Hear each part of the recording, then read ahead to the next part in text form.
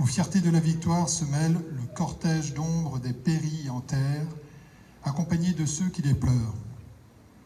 Ce sont ces sacrifices que nous commémorons aujourd'hui, auxquels sont agrégés depuis 2012 celui de tous les morts pour la France.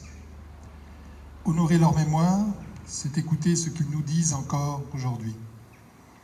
Ils nous laissent un devoir de gratitude, de lucidité et d'espérance. Le devoir de gratitude, c'est tout simplement se souvenir du sacrifice de ces jeunes hommes habités des promesses de la vie qui ont consenti à tout donner pour que la France demeure.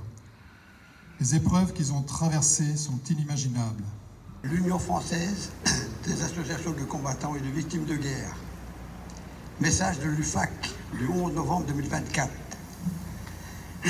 Aujourd'hui, nous commémorons dans toutes les villes et dans tous les villages de France la signature à Rotonde, il y a 106 ans, de l'armistice mettant fin à la guerre de 14-18.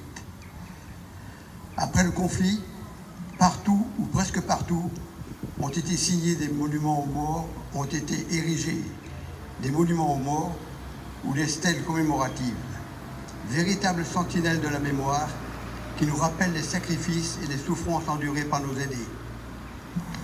Ces monuments sont à l'image de la France d'alors, qui, au sortir de la guerre, était meurtrie, défigurée. La souffrance qu'ils expriment était celle qui perdurait dans les corps et dans les cœurs.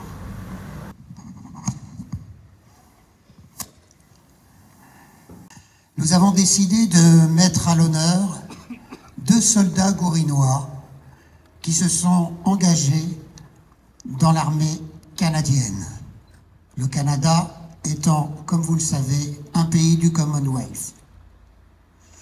Il s'agit de François et Jean-Marie Huliac, âgés respectivement de 21 et de 23 ans.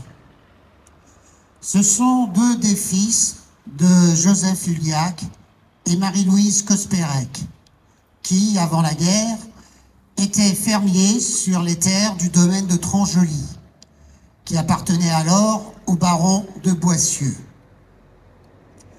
Au printemps 1914, les 17 membres de la famille Huliac ont émigré au Canada, dans la province de l'Alberta, située au nord-ouest du pays. Le gouvernement canadien leur a cédé des lots de terre qui devenaient leur propriété après 5 ans de mise en valeur par les colons.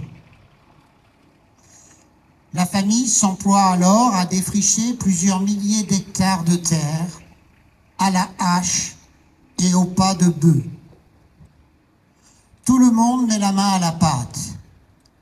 Ils ne sont pas de trop pour rendre leurs terres cultivables. Les hivers sont longs et le froid est redoutable.